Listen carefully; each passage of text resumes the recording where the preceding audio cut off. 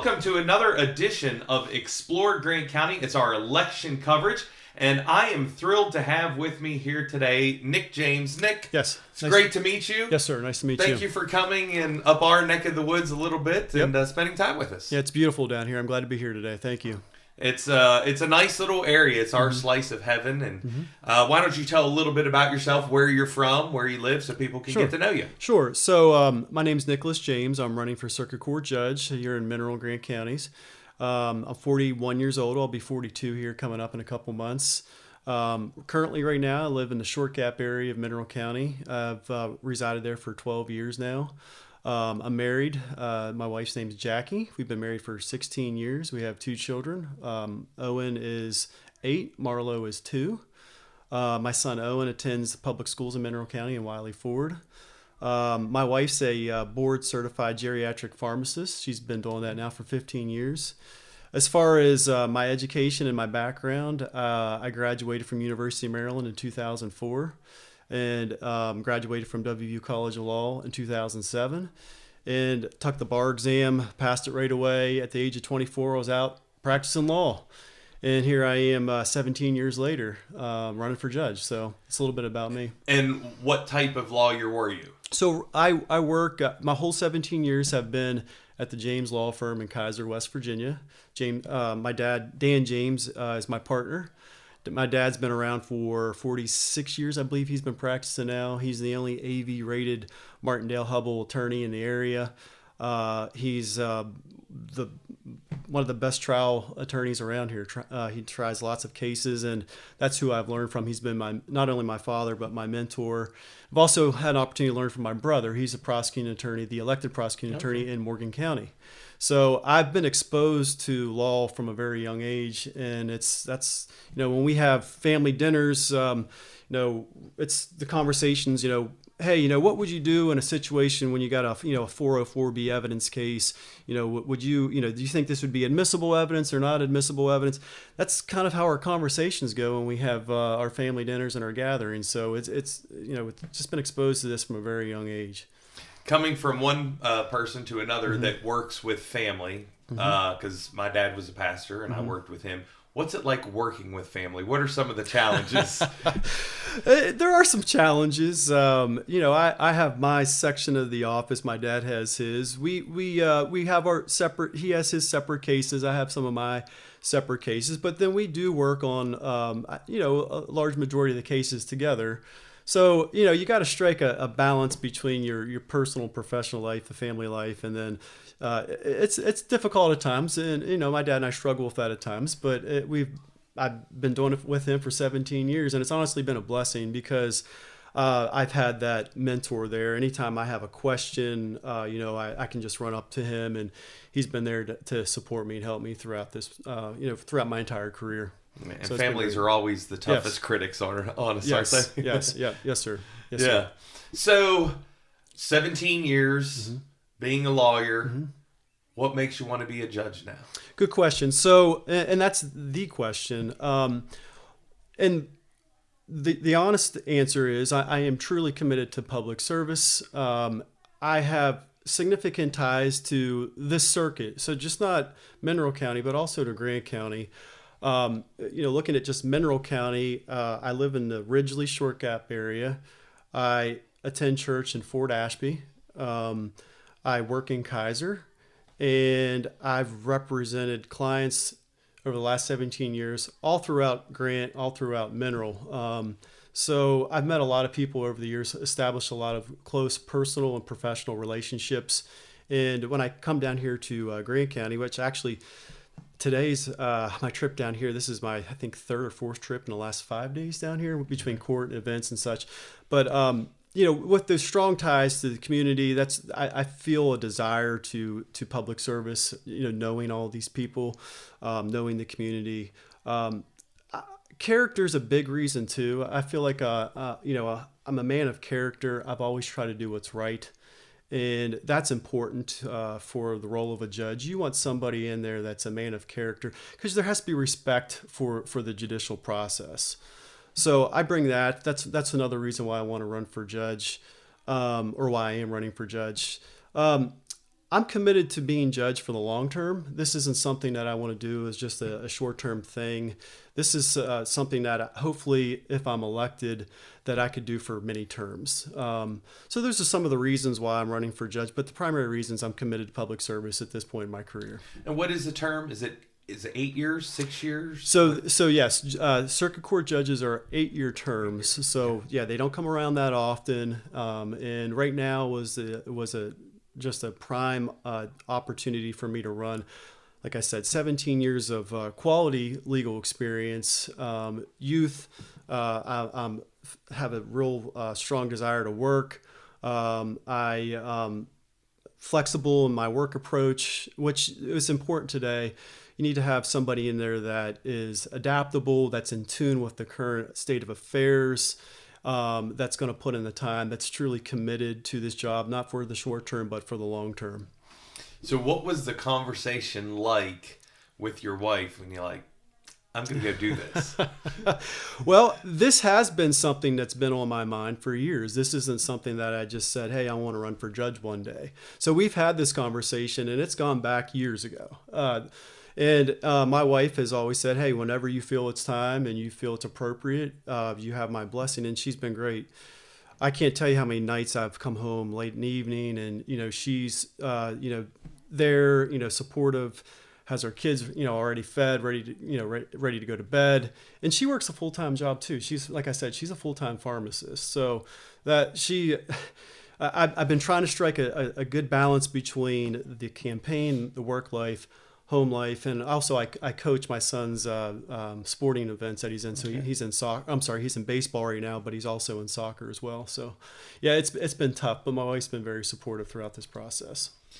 So coming from the law side of it, from being a lawyer, what do you think one of the toughest things would be if you become a judge? Transferring over. Mm-hmm. So it is there is going to be a learning curve. It doesn't matter how much experience you have. It doesn't matter what role you played, whether you were a prosecuting attorney, whether you're in private practice, whether you were a corporate lawyer. It doesn't matter. You are going to go from advocating on behalf of a client, looking at one side of a case, to now carefully listening to a case, considering both sides, identifying the legal issues in the case, identifying what's the applicable law, and then trying to remain impartial and autonomous and fair, and then administering the law appropriately. So that's going to be a difficult transition for whoever's elected. It's not something that you're just going to roll right into and get right away. There's going to be, like I said, there's going to be a learning curve. It's going to take some time. And that's one of the benefits of being one of the younger candidates, is that it'd be something that I can settle into, adapt to, and then get going with it. So what do you think, like that difference is? Because you've been on this side of the bench. Mm-hmm. Mm-hmm.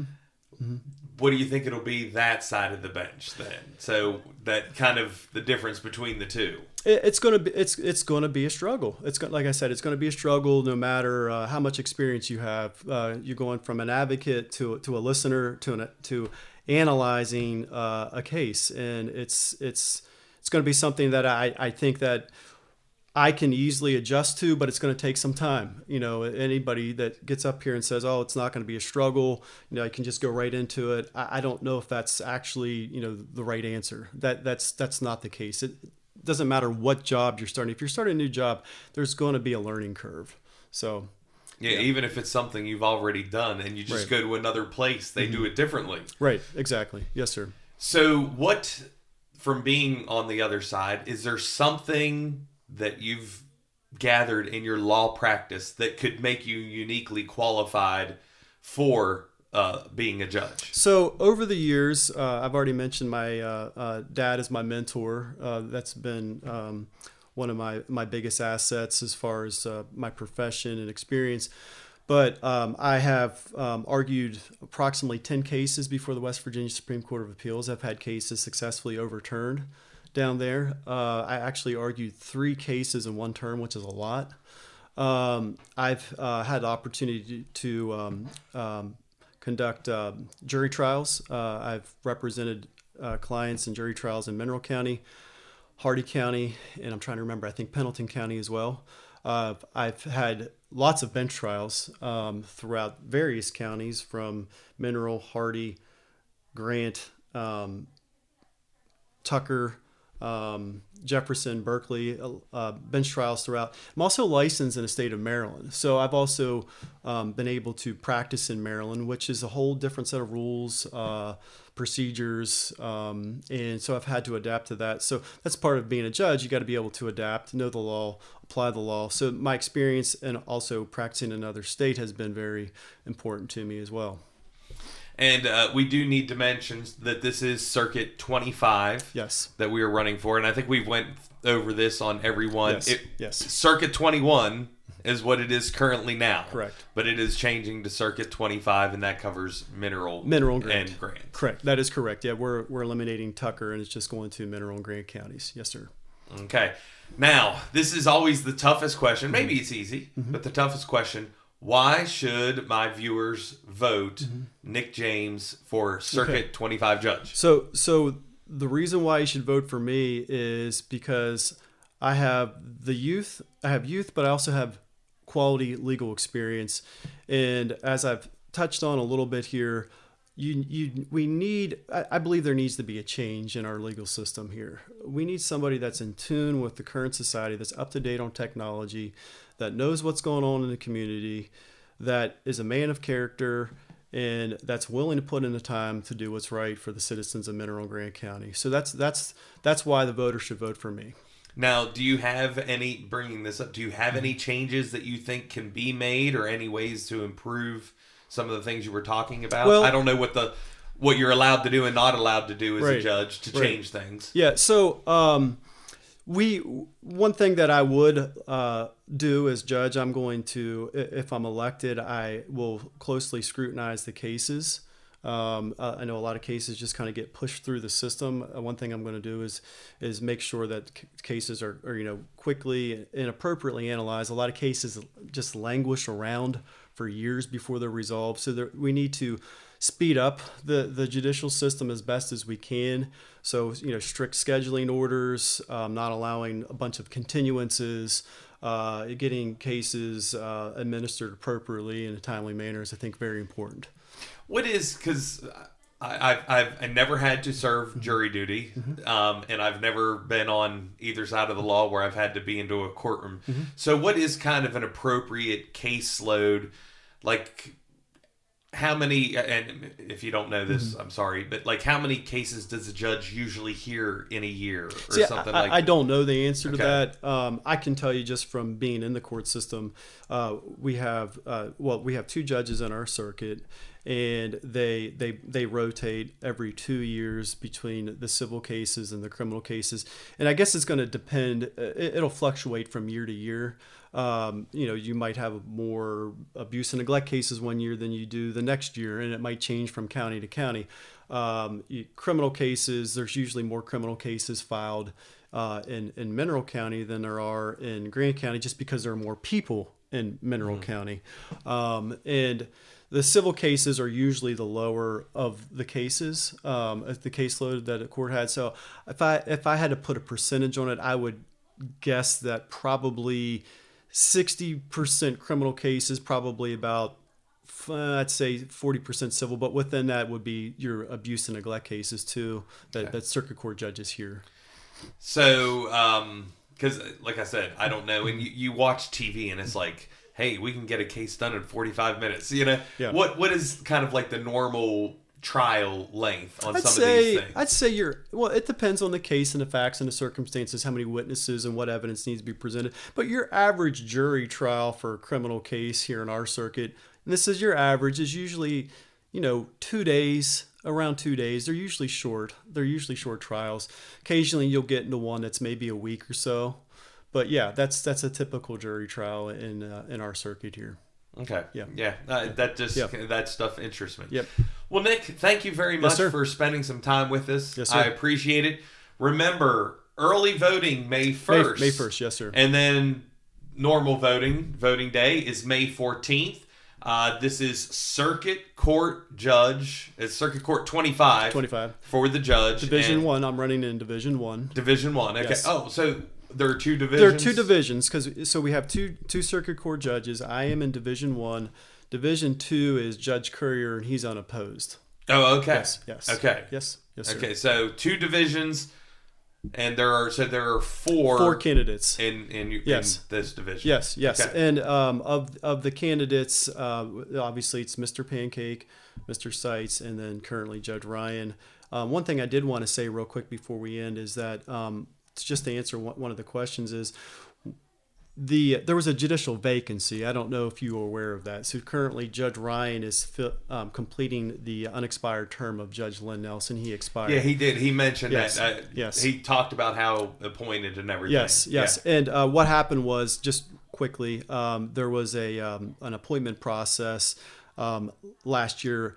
The four candidates and I believe two other applicants went down to Charleston for an interview, and they critiqued our background, went through a pretty robust interview process. And of the four candidates that are running, Mr. Pancake, Judge Ryan, and myself were the three candidates that were found to be the best qualified candidates, and our names were submitted to the governor. And then the governor from that list then chose Judge Ryan. So that's kind of how that happened. Okay. Yep. Okay. Thank you for that tidbit. Sure, I didn't know that. Yep. Appreciate it. Yes, sir. Okay. So there you go. Get out and vote. Listen to all the podcasts. I believe this is part 6 of our election coverage, so you can make an astute vote when you go in there to make sure you know who you're voting for. We appreciate it, everyone. Explore Greene County. Thank you.